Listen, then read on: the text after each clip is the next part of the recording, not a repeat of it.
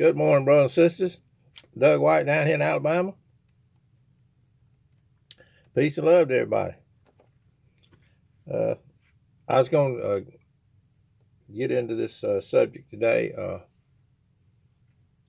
about the Great Tribulation. I was going to try to take it on little baby steps at a time, because it's such a big subject. And the reason for this is God's people can be happy. That's my reason for doing it. For God's people to be happy. And I hope I do a proper job of breaking it down so people can see that this great tribulation that everybody thinks is in our future, that we've been conditioned to believe, is really in our past. But anyway, I won't get into that. I'm just going to go right to it and try to break it down a little bit at a time. Might take a little bit longer this time, but I'm going to try to get it shorter and shorter so people can get a cup of coffee and got some of these things are an hour, 2 hours long.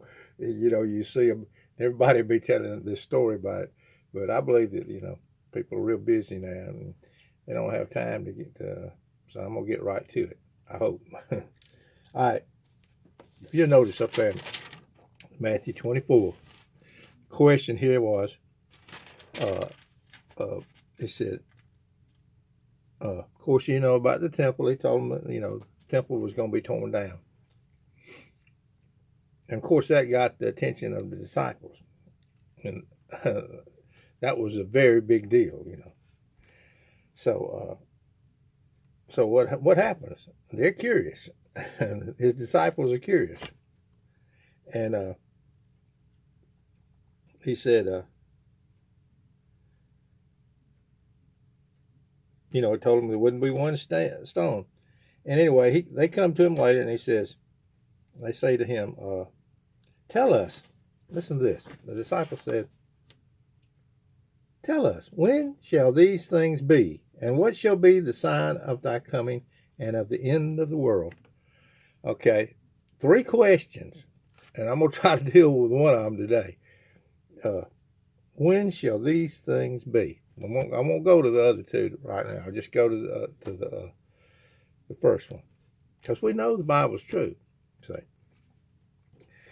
and the thing about it is our enemy, the devil, wants to make the Bible untrue. See, so what he'll do is he'll come in with all this misdirection, and I've seen on shows when they would be debating, they'd go to this passage and say, see, there he didn't come, this didn't happen, but anyway, here's what it says. Here's the first proof I have. I'm just going to go from each one to, as I got them laid out here. I just thought in my head this morning, don't know exactly which one I want to start with, but here's something that's very interesting. Talking about what I was talking about, and about the abomination of desolation. He was telling them about something standing. When ye therefore shall see the abomination of desolation spoken of by Daniel the prophet, standing in the holy place, whosoever readeth, let him understand. Then let them which are in Judea flee into the mountains. That means get out of town. Let him which is on the housetop not come down to take anything out of his house. See, brothers and sisters, this was something in our past. We don't stand on housetops over here. Over there was a common thing. That's a timing thing. That lets you know that this thing was in our past. And that kind of parallels with that thing, man of sin. I don't know if that's really what it is, but whoever it was, he was in the holy place. That was a sign that you get out of town, flee into the mountains, and that's what happens. That's what actually happened. And so, but we don't walk around on housetops today, say. but they did. It was a very common thing back then. So, brothers and sisters, that's a timing thing. Well, that's a timing thing right there that tells you that it was in our past. Because this today, the question we're answering is, when shall these things be? And we'll try to go to the next one tomorrow or something. Okay. Here's another timing thing. It says, here's one. It says, that the blood of all the prophets which was shed from the foundation of the world may be required of this generation. You see, brothers and sisters? From the blood of Abel unto the blood of Zacchaeus, which perished between the altar and the temple, verily I say unto you, it shall be required of this generation. That's another timing issue, see, brothers and sisters. And this, they're letting you know that what was coming up, what shall be the sign of thy coming, say. Thy coming. Say, he came in power in the first century. People could look up into the heavens and see that he was God. He set up his heavenly kingdom. And they could look up there and they mourned because they knew it. See, but I'm getting ahead of myself. And this was going to be a time of vengeance, like the world had never seen before. So. And that was what was coming. The sign of thy coming into his kingdom is different than the end of the world. So that's why they muddy the water, and people they can't understand it. But I want to try to break it down for you because the Bible is true. In fact, it really reinforces it because we know that in the first century that all these things happened. There was the Jerusalem was sacked and the temple was torn down. We know that happened, so that just enforces what Jesus said. But anyway, let's see if I can find another one here. Okay. Well, of course, you know at the first of the when the first question that was asked is, when shall these things be? When shall these things be? Okay, this is already becoming a long one. But anyway, he said, if you notice, he started out, brothers and sisters, over here when he said, when shall these things be? And he said, these things. I want you to concentrate on these things because there was a these things question and there was a end of the world question. And then at the end, after he talks about all, we see everything that occurred in that he was talking about, the great tribulation that wouldn't be any more of it that much before, ever again. There wouldn't be a greater tribulation, and it was a terrible time. Verily I say unto you, this generation shall not pass till all these things be fulfilled. See, it starts out with a these things question, and it ends up saying these things. You see what I'm saying? So the these things question was fulfilled in the first century, brothers and sisters, on this portion's view. Verily I say unto you, it starts out with the these things. It says, when shall all these things be? When shall all these things be? That's a question.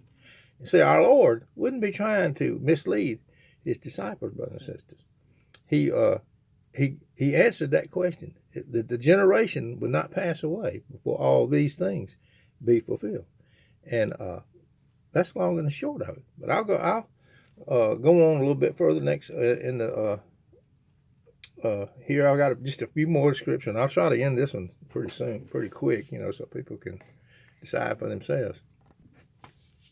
Okay, here's another one. But when they persecute you in the city, flee ye to another. For verily I say unto you, ye shall not have gone over all the cities of Israel till the Son of Man be come. Say, here's that coming again. Say, he came in power. Something happened in the heavens that let them know. They looked up and they saw. And he came in power, and people knew it. So they didn't go over all the cities of Israel. See, that's a timing thing. A lot of people don't believe it, but the Revelation is parallels with the Matthew 24, where it says the time is at hand. Right there, when it starts out, it says, must shortly come to pass. So these brothers and sisters, they were looking for something which was Jesus Christ coming in power in the first century. He came. This isn't the end of the world question. This is when he came in power, and he avenged all the Old Testament prophets. There was a vengeance. It was what the Bible calls a time of vengeance. Then here's another one.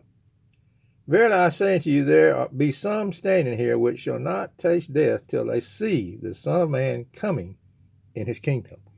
See, brothers and sisters? They looked up, they see Jesus in his kingdom, in his heavenly kingdom set up, ruling over this whole earth right now. He's ruling and reigning right now, brothers and sisters.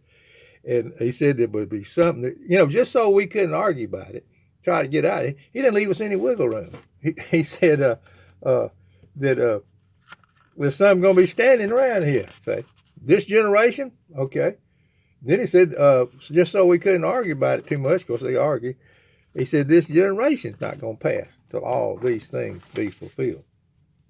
So that's the these things question, brothers and sisters. That's why I believe it. You can believe like you want to.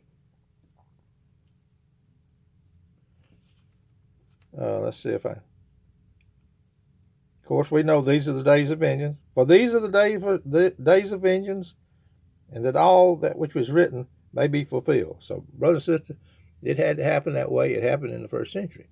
And everybody's got it pushed out there in the future. Just like their enemy wants you to believe. So, but no, that's in our past.